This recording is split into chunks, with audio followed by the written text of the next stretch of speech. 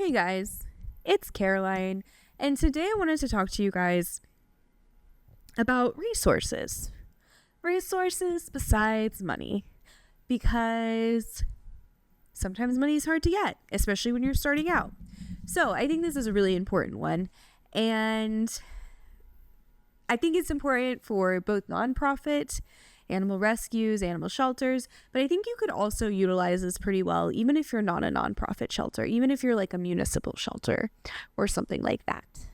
So, resources. I recently did a talk, and this is something I talked about, was fundraising was like the topic of the whole thing, but I talked about resources outside of money. So, what are they? Well, probably the easier ones you could see in this industry would be volunteers and fosters. Volunteers and fosters. And before you start groaning, like, ugh, we gotta talk about volunteers. And if you're a volunteer, I'm sorry. Hopefully that's not offensive. I love volunteers. I feel like this is going down a very weird path. That's not what I mean at all. I very much love volunteers. And I think something I've seen, though, like working in the industry, both running my own organization and working in other places, both as a staff member and a volunteer, is a lot of times there's some tension between staff and volunteers. And it kind of makes sense because one person's trying to do like their job and the other person is donating their time. And there's different just things that go around both of those, right? And so I think we have to be kind about that to ourselves.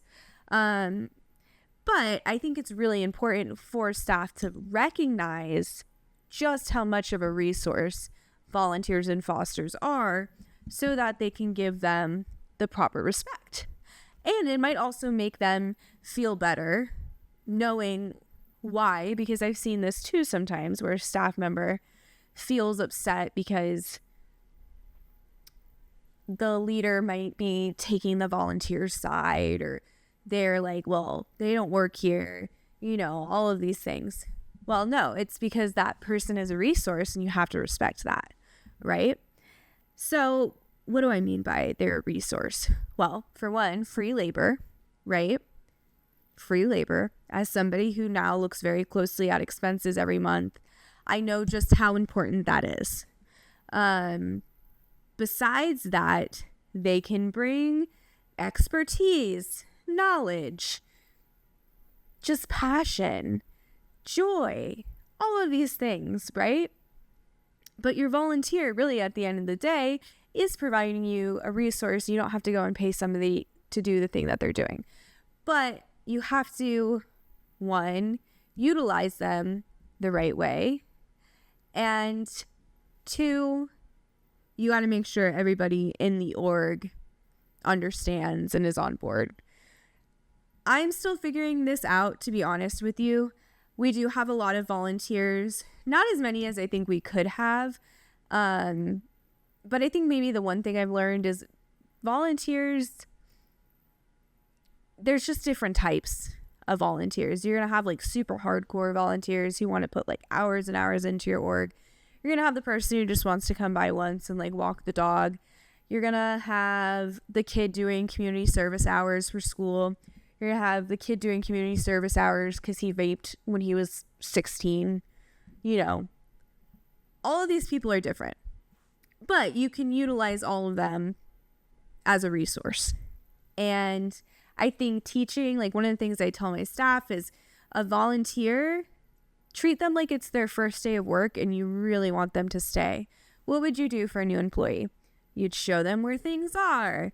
You'd show them how to do something. You'd make sure they knew what they were doing. You'd check in on them. At the end of the day, you're going to ask how it went. Is there anything I can clarify for you?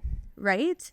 And I promise you, if you treat a volunteer like that, a lot of times they're going to be way more willing to come back because they feel they want to be used. That sounds weird. They want to be utilized for the purpose of this mission that they have some sort of passion for. Or if it's the kid doing community service hours, cool, man. We all mess up sometimes. You're going to have to mop the floor. and you're not going to be able to sit on your phone for 30 minutes, but I would never say that to like old Susie May, who's a 73-year-old grandma, and she would prefer to just sit and socialize some kittens, right? Two very different things. Anyway, I feel like I'm going on a tangent about volunteering, so I'm going to reel it back in. But volunteers are such an important resource.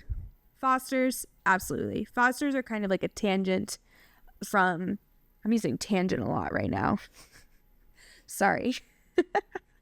My brain, at the end of the day, it's just all over the place.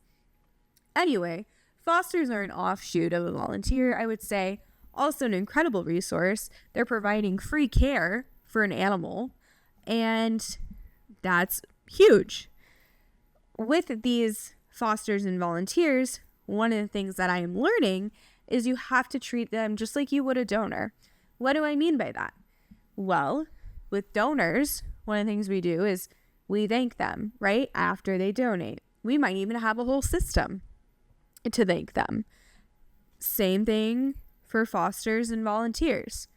You have to thank them. You have to think of creative ways to thank them because you can't pay them, right?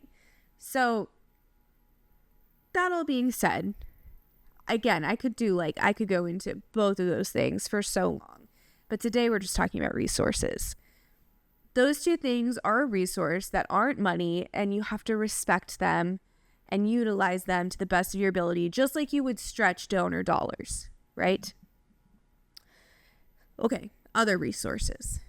Well, one of the things I've also learned about resources is you can do things besides buy them.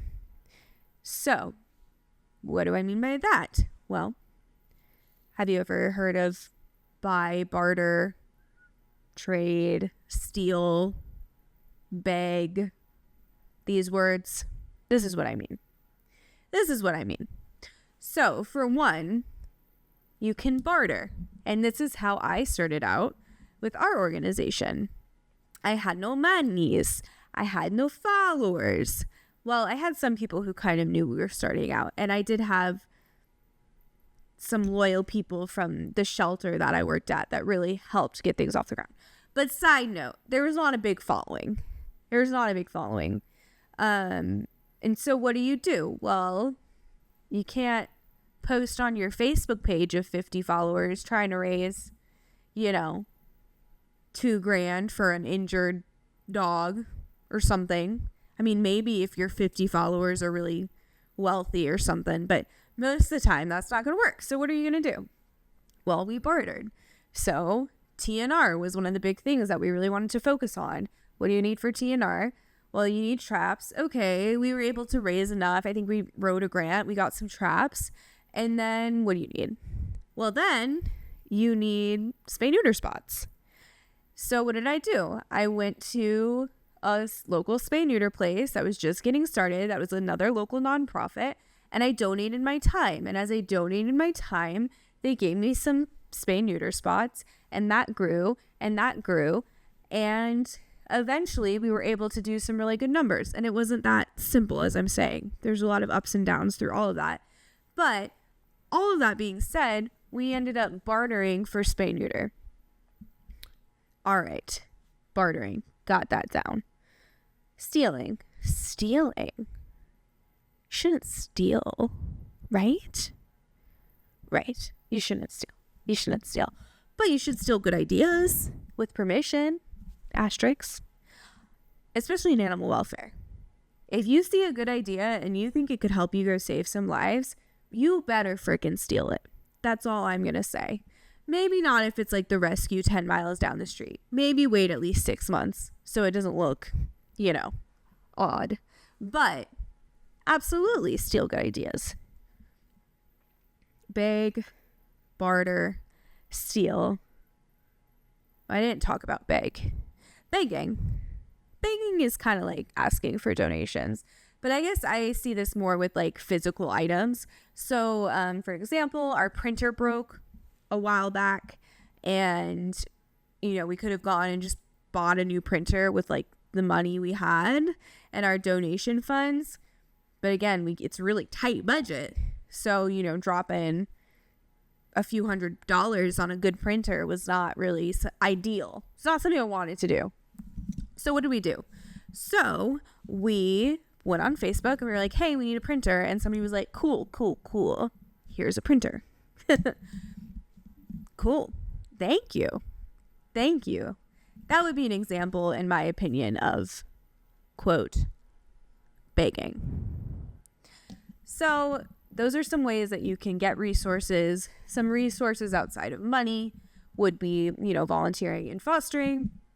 And then just like services, getting services donated, getting items donated. Some people just really prefer to donate items as opposed to money, and that's totally cool. So having, an Amazon wish list or having just a list of donations that you need is also a great way to bring in those resources outside of just the money. And what else? Well, for example, we have a local business that we partner with really closely, and they're amazing. They have an office business, like they sell office space. People go and work out of it, and they have some really cool, innovative things. But they stock our cat cafe. They provide all of the beverages and the snacks, and then we're able to turn around and sell those to bring in some income for our animals. That's just a really beautiful partnership that didn't include anybody, just giving us money. But it is, again, a resource, and you have to treat it almost the same way. You have to be just as thankful to those people as you should, right? So yes, you have the different types of resources. You have the different ways that you can go and get those resources. And I guess I will just say like a quick tidbit about money donations, because at the end of the day, like, you do have to have money in the bank to make things work, especially like, now we're at a place where I'm at where like we have paid staff and we have rent, and you can't be like, hey, my staff, I'm gonna pay you in apples this week because I'm bargaining. Okay, no, it doesn't work like that, right?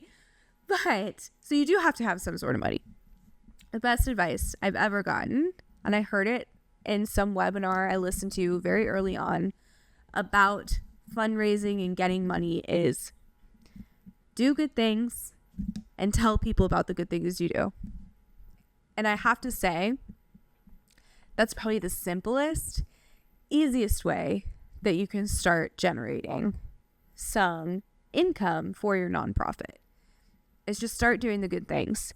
Figure out some plan where you can make even a small impact, and then start documenting that and start sharing that.